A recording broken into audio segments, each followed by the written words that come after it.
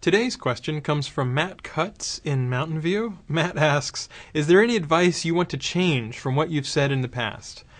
So this is great in that someone's saying, okay, I'm saying, is there anything that you have said over the last several years that is now obsolete or that needs to be updated? And I can think of two things off the top of my head.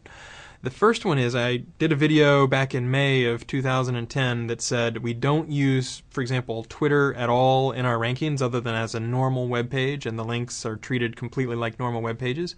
There's been a new article, Danny Sullivan did the research, and we worked with him to make sure that it was accurate, that says that in some cases we do look at, for example, how reputable a particular person on Twitter might be, and we can use that in our rankings in some ways.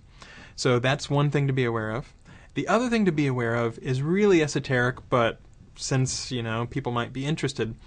Safe search, whenever I wrote the very first version way back years and years and years ago, whenever you're not able to crawl something, so for example if it's blocked by robots.txt, since people have deliberately said I would like a safe version, a family safe version of Google, we would say, oh, if we haven't been able to crawl it, then we don't know whether it's porn or not, so we're not going to be able to return it to users.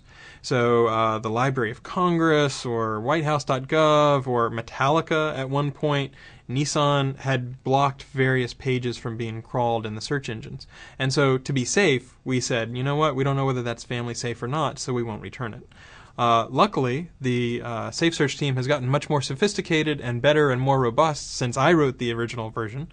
So now that's something that we might change. If something is forbidden from being crawled, but for whatever reason we think that it might be safe, now we'll start to return it within our search results.